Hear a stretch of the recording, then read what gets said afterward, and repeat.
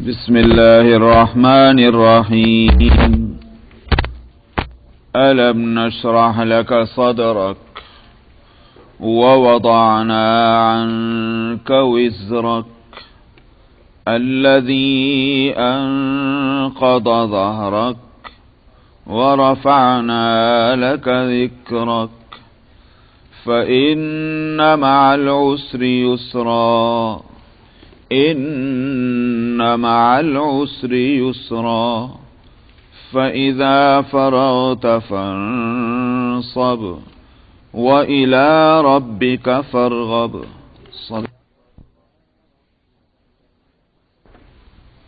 گزشتہ سورت کی طرح اس سورت میں بھی نبی کریم صلی اللہ علیہ وسلم کو خطاب تھا اور آپ پر اللہ سبحانہ و تعالی کی جو نعمتیں اور مہربانیاں ہیں ان کا تذکرہ تھا کہ کیا ہم نے آپ کے لیے آپ کا سینہ نہیں کھول دیا ہے.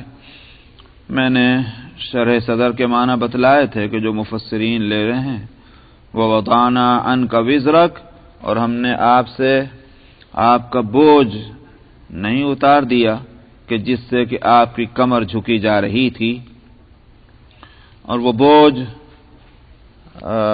کام کا بھی تھا، کار نبوت، کہ کس طرح سے دین کو دنیا والوں تک پہنچایا جائے اور جو رسالت کی اور پیغمبری کی ذمہ داریاں ہیں عظیم الشان ان کو کس طرح پورا کیا جائے.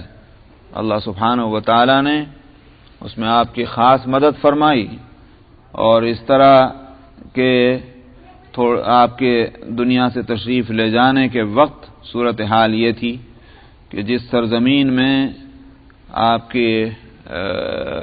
تشریف رکھتے تھے وہ پوری زمین ایک کنارے سے دوسرے کنارے تک آپ کے جھنڈے تلے آ گئی. اللہ سبحانہ و تعالی نے مدد فرمائی. یہاں فرماتے ہیں کہ وَرَفَعْنَا لَكَ ذِكْرَكَ،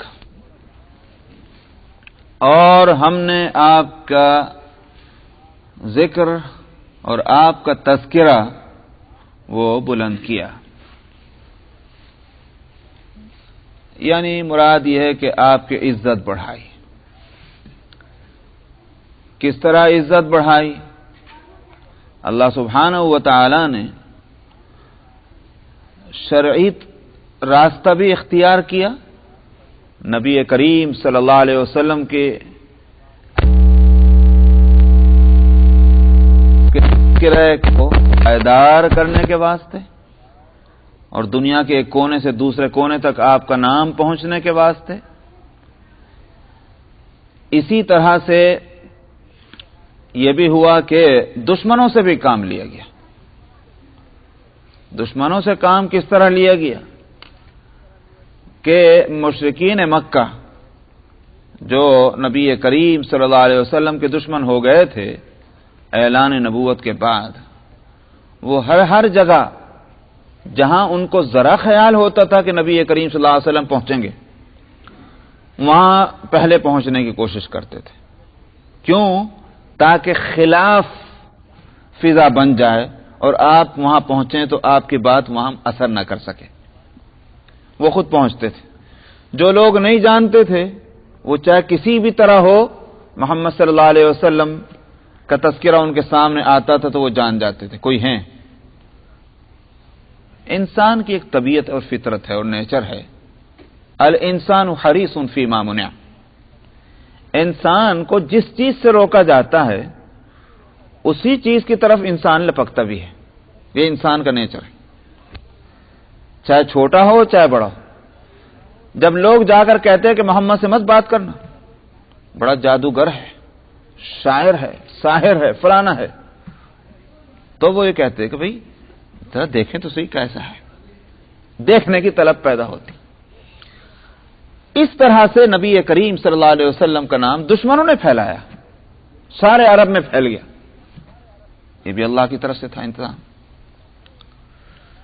پھر اس کے علاوہ میں نے جو کہا کہ شرعی طور پر اس کی دو صورتیں رکھی گئیں. ایک تو یہ کہ اس بات کو واجب قرار دے دیا گیا کہ جب نبی کریم صلی اللہ علیہ وسلم کا نام نامی لیا جائے تو دل عظمت سے بھرے ہوئے ہوں اور زبان پر ان کے لیے درود اور سلام کا لفظ ہو. ان اللہ وملائکتہ یصلون علی النبی یا ایھا الذین آمنوا صلوا علیہ وسلموا تسلیما.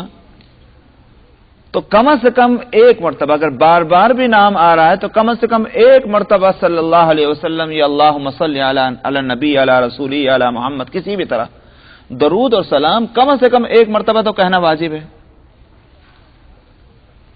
واجب ہونے کا معنی کیا ہوئے؟ واجب ہونے کے معنی یہ ہے کہ یہ عبادت ہے. جب عبادت ہے تو پھر اس کو جتنا بھی کیا جائے اتنا ہی فائدہ ہے. لہذا جب ایک مرتبہ کہنا واجب ہوا تو ایک سے زیادہ مرتبہ کہنا فضیلت ہوئی. اسی واسطے آپ دیکھتے ہیں کہ حضرات محدثین نے